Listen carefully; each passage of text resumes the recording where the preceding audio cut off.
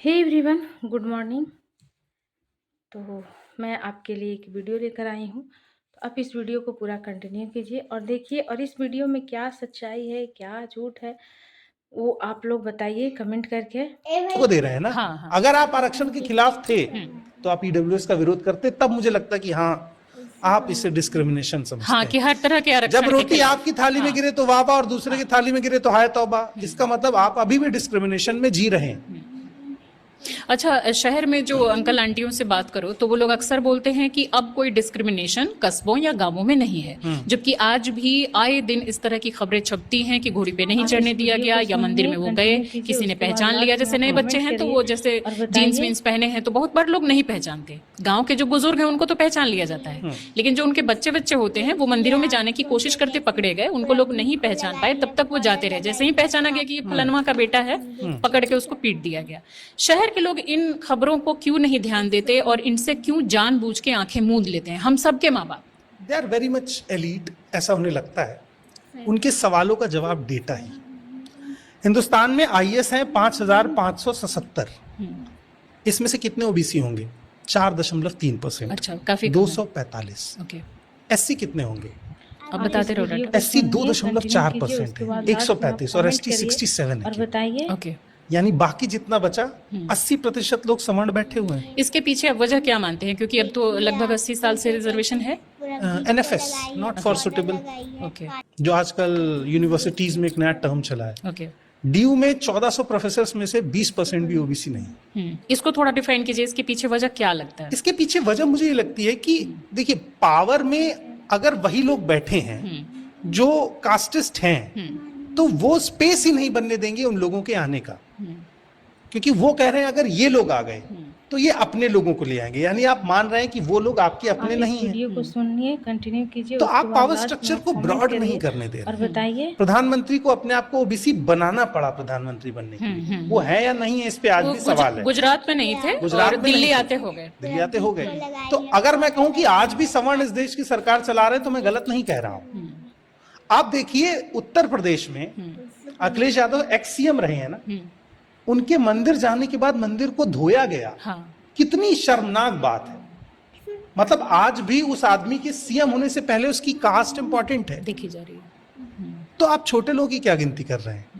यानी ये डेटा साफ साफ। अब आईपीएस कितने हैं मैम? आईपीएस है 4594, 4594, 5.5% आईपीएस ओबीसी है, 3% एससी है, और लगभग 1.5% के आसपास एसटी। ये रिजर्वेशन के बाद का ये आंकड़ा ये है। रिजर्वेशन 80 के बाद साल का। बाद, लगभग 75 साल बाद।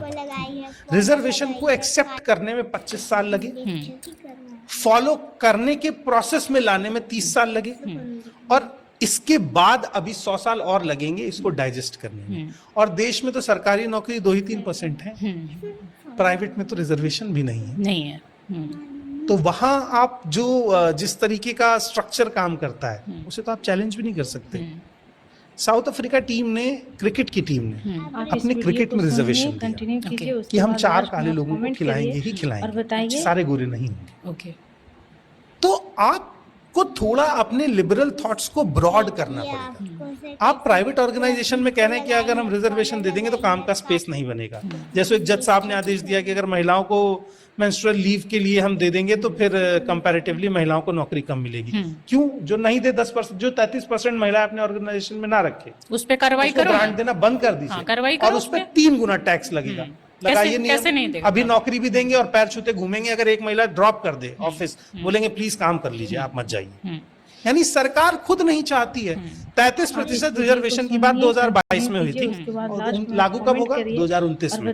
इससे तेज कछुआ चल बीच में डिलिमिटेशन होगा, बिना परिसीमन के वो सीटें ही तय नहीं होंगी, और उसके बाद होगा। मैं कह रहा हूँ पॉलिटिकल रिजर्वेशन की मैं बात ही नहीं कर रहा हूँ, इसका तथ्य ही नहीं। आप जॉब में दीजिए। तो दोस्तों, आपने इस वीडियो को कंटिन्यू किया, आपने पूरा देखा, और मैं भी एक स्वर्ण समाज से हूँ, और स्वर्ण समाज होने के नाते ऐसा कोई कुछ नहीं है कि भाई मैं स्वर्ण हूँ, ऐसा नहीं है। मैं भी एक गरीब फैमिली से बिलोंग करती हूँ। मुझे उतना फाइनेंशियली भाई मैं भी प्रॉब्लम हूँ। मैं भी कोई चीज़ खरीदने जाती हूँ तो पहले उसका टैग देखती हूँ कि भाई ये कितने का है, उसके बाद लेती हूँ। ऐसा कुछ नहीं है कि भाई मेरे पास बहुत है। तो भाई स्वर्ण समाज में भी गरीब हैं, ऐसा बात नहीं है कि सिर्फ़ गरीब। तो इस वीडियो से आप बताइए कि भाई क्या है, क्या नहीं है।